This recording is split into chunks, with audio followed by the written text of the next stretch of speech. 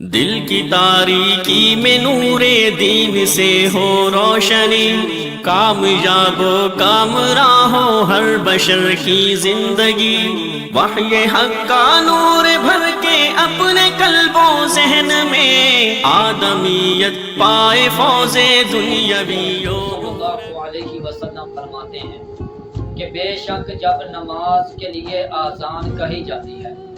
تو یہ شیطان آذان کی آواز سن کر چیخے مارتا ہوا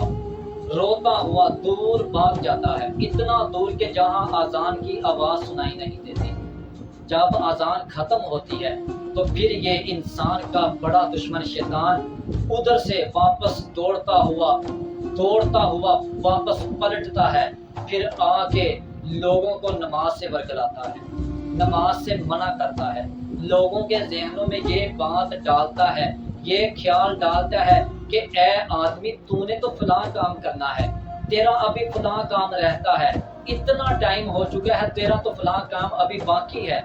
ابھی ٹائم باقی ہے، خیر بعد میں نماز پڑھ لوں گا، کوئی بات نہیں، ابھی 20 منٹ یا 15 منٹ باقی ہے، میں یہ کام کر کے نماز پڑھ لوں گا۔ اس انسان کے ذہن میں وسوسے ڈال کر، خیالات ڈال کر اس انسان کو نماز سے دور کر دیتا ہے، منع کر دیتا ہے۔ پھر جب ٹائم نکل جاتا ہے نماز کا تو پھر آدمی کو پتہ چلتا ہے یار میں نے تو نماز پڑھنی ہے، چلو خیر میں اگلی نماز کے ساتھ پڑھ لوں گا۔ اسی طرح وہ انسان سارا دن میں اپنے رب کے سامنے ایک وقت میں بھی حاضر نہیں ہو سکتا۔ یہ شیطان اس قدر زور لگاتا ہے کہ یہ آدمی کسی بھی صورت میں کسی بھی طریقے یہ مسجد میں نہ جائے۔ پہلے یہ شیطان آدمی کو منع کرتا ہے، نماز سے روکتا ہے، طرح طرح کے طریقوں سے حملے کرتا ہے کہ یہ آدمی کسی بھی طریقے نماز کے لیے مسجد میں نہ جائے۔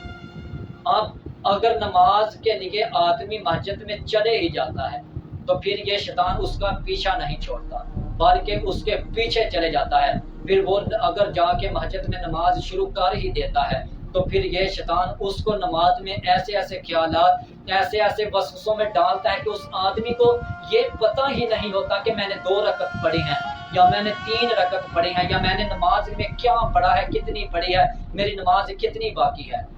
وہ آدمی ایسے کھڑا ہے اور اس کی سوچیں، اس کے خیال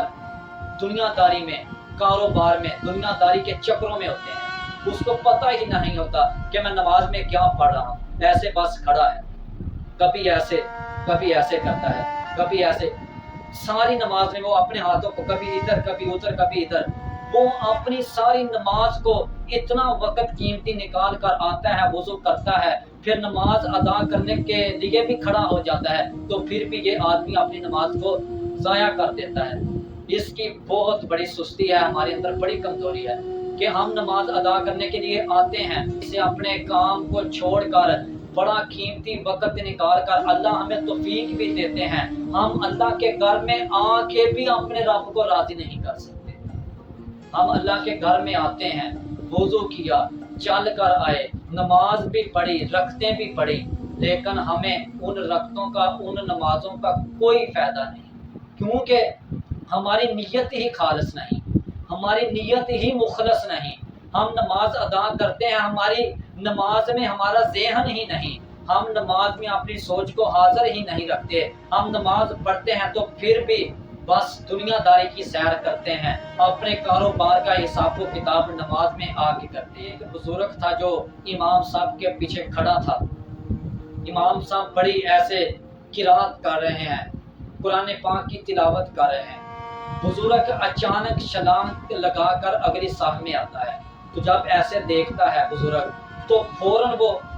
واپس پلٹتا جا کے ایسے نماز کی صف میں کھڑا ہو جاتا ہے۔ تو لوگوں نے بعد میں پوچھا کہ بزرگ بابا جی تم کو کیا ہوا،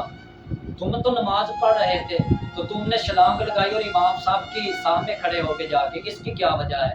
تو بزرگ بتانے لگے، بابا جی بتانے لگے کہ یار میں اپنے کھیتوں میں چلا گیا تھا، نماز تو پڑھ رہا تھا لیکن میرا خیال، میری سوچیں کھیتوں میں تھی، میں اپنے کھیتوں میں سیر کر رہا تھا، تو اپنے کھیتوں میں جاتے جاتے راستے میں ایک نالا جو ندی آئی پانی کی، تو میں اس کو پار کرنے کے لیے چھلانگ لگائی، تو مجھے بعد میں چلا میں تو مسجد میں کھڑا نماز پڑھ رہا ہوں۔ ہماری سوچیں ہمارے خیال نماز میں نہیں ہوتے، ہمارا خیال ہماری سوچ ہمارا ذہن ہم ہوتے مسجد میں کھڑے نماز میں ہوتے